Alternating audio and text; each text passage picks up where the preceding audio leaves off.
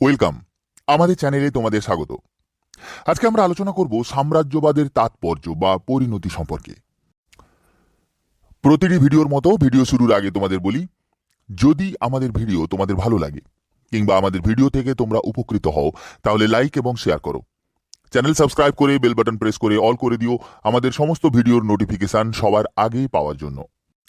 যদি তোমরা আমাদের ভিডিও ফেসবুকে দেখো তাহলে ফেসবুক পেজ লাইক ও ফলো করে দিও।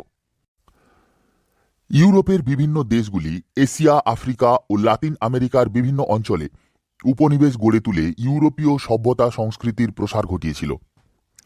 এশিয়া এবং আফ্রিকায় গড়ে ওঠা ইউরোপীয় উপনিবেশগুলির মধ্যে ভারত, চীন এবং মিশরে অনেক আগে থেকেই উন্নত মানের সভ্যতার অস্তিত্ব ছিল।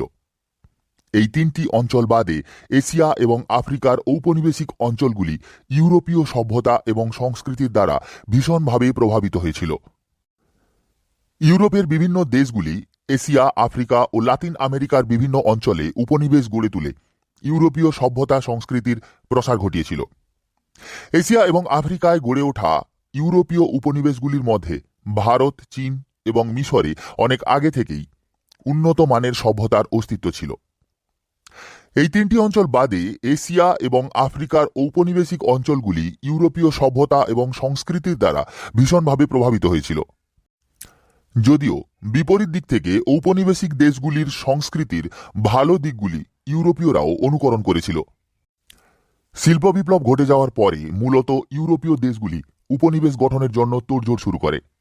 কে কত বেশি সংখ্যক উপনিবেশ নিজের দখলে রেখে বিশ্ব শক্তি হিসেবে আত্মপ্রকাশ করবে তা নিয়ে প্রতিযোগিতা শুরু হয়ে যায়। এক্ষেত্রে মূল লক্ষ্য ছিল উপনিবেশগুলি থেকে শিল্পের প্রয়োজনীয় কাঁচা মাল সংগ্রহ করা এবং উপনিবেশগুলির বাজারে উৎপাদিত শিল্পজাত পণ্য বিক্রয় করা।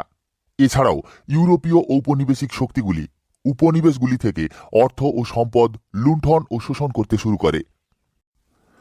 ইউরোপীয় দেশগুলি ঔপনিবেশিক সাম্রাজ্য বিস্তার করতে গিয়ে পারস্পরিক দ্বন্দ্বে লিপ্ত হয়। উপনিবেশ দখলকে কেন্দ্র করে মধ্য এশিয়াতে ইঙ্গো রুশ প্রতিদ্বন্দ্বিতা তীব্র রূপ নেয়। সুদূর প্রাচ্যের জাপান সোভিয়েত অগ্রগতি রোধ করতে গেলে রুশ জাপান দ্বন্দ্ব বাঁধে। মিশর এবং সুদান দখলকে কেন্দ্র করে ইংল্যান্ড ও ফ্রান্সের মধ্যে, মরক্কোকে কেন্দ্র করে ফ্রান্স ও জার্মানির মধ্যে, টিউনিস অঞ্চলের দখল নিয়ে ফ্রান্স ও ইতালির মধ্যে বিবাদ বাধে।